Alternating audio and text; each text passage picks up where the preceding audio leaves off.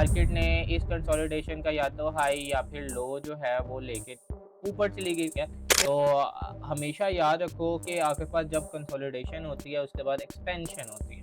Price delivery algorithm यही आपको कहता है कि रिवर्सल, ये एरिया आगे पर कंसोलिडेशन है, ये एरिया एक्सपेंशन है, ये एरिया स्टॉप।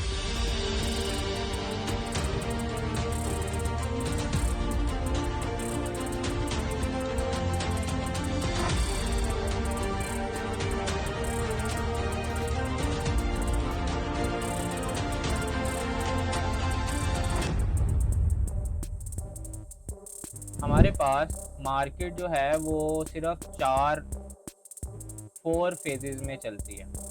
पहला फेज होता है कंसोलिडेशन, दूसरा फेज होता है हमारे पास एक्सपेंशन, तीसरा फेज हमारे पास आता है रिट्रेसमेंट, चौथा फेज आता है रिवर्सल। इन 4 फेजेस के मुताबिक मार्केट चलती है। इन 4 कैटेगरी के बाहर कोई चीज़ नहीं है जो चल रही होती, ठीक है। तो ये 4 ऐसी कैटेगरीज हैं जो कि हमारे पास सिर्फ मार्केट में आप देखते हो। अब जैसे कैसे मार्केट में हमारे पास कंटिन्यूएशन आती है, हमारे पास कंसोलिडेशन आती है। कंसोलिडेशन मार्केट कंसोलिडेशन से चलती है।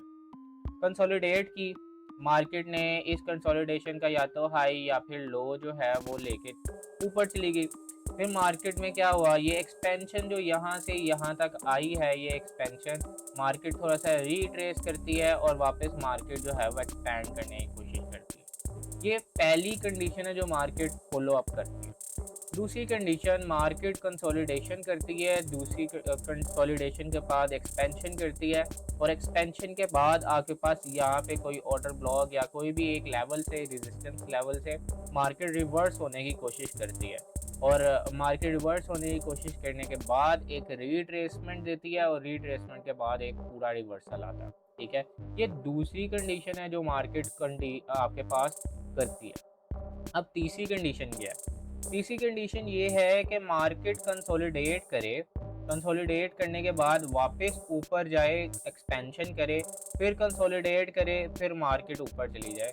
तो ये आपके पास तीसरी कंडीशन में आता है, ये आपके पास पहली कंडीशन में आता है, ठीक है।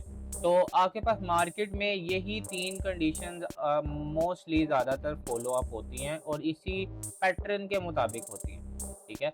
तो हमेशा याद रखो कि आपके पास जब कंसोलिडेशन होती है उसके बाद एक्सपेंशन होती है। कैसे? 1 मिनट पे चलते हैं। यही मूव जो अभी आ रहा है मैं इसी पे आपको लेके चलता हूँ। मार्केट में यहाँ क्या हुआ? मार्केट में यहाँ क्या हुआ? मार्केट में सिर्फ यहाँ पे कंसोलिडेशन की गई। उसके बाद मार्केट में क्या हुआ? मार्केट में एक्सपेंशन की गई, ठीक है। इसको हम येलोइश कर देते हैं, ठीक है। एक्सपेंशन की गई, फिर क्या किया गया? मार्केट में फिर से रिट्रेसमेंट की गई, फिर क्या किया गया? मार्केट में फिर कंसोलिडेशन की गई, मार्केट में फिर क्या हुआ? फिर मार्केट में एक्सपेंशन की गई, ठीक है।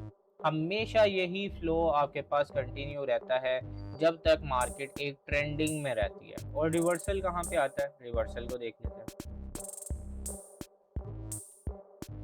रिवर्सल, रिवर्सल के लिए मार्केट ने क्या करती है? मार्केट आपके पास कंसोलिडेशन करती है, जैसे मैंने आपको बताया। कंसोलिडेशन के बाद क्या करती है? मार्केट आपके पास एक्सपेंशन करती है, एक अच्छे ऑर्डर ब्लॉक तक आती है और वापस मार्केट रिवर्स करती है।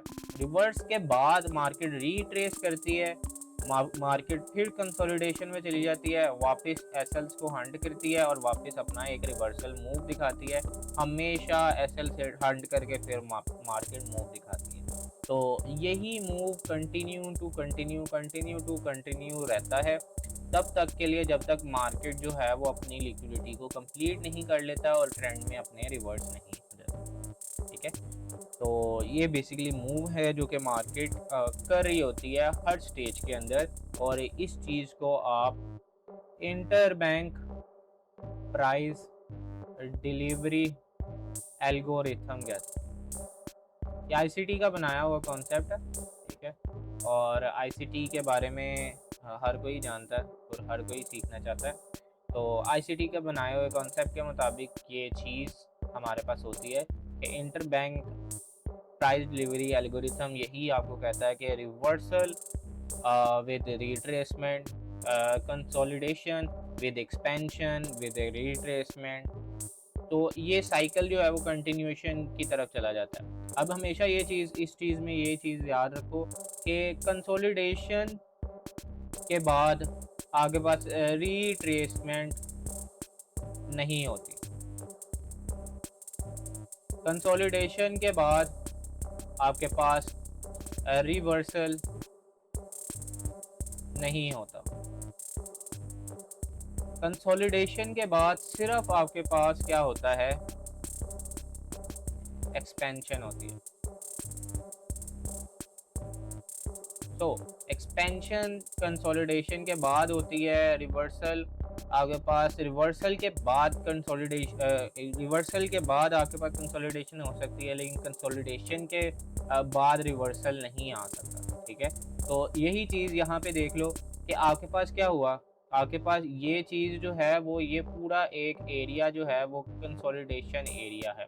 ये एरिया कहाँ पे, ये एरिया आगे पर कंसोलिडेशन है, ये एरिया एक्सपेंशन है, ये एरिया स्टॉप हंट है, और उसके बाद मार्केट में एक रिवर्सल मूव है।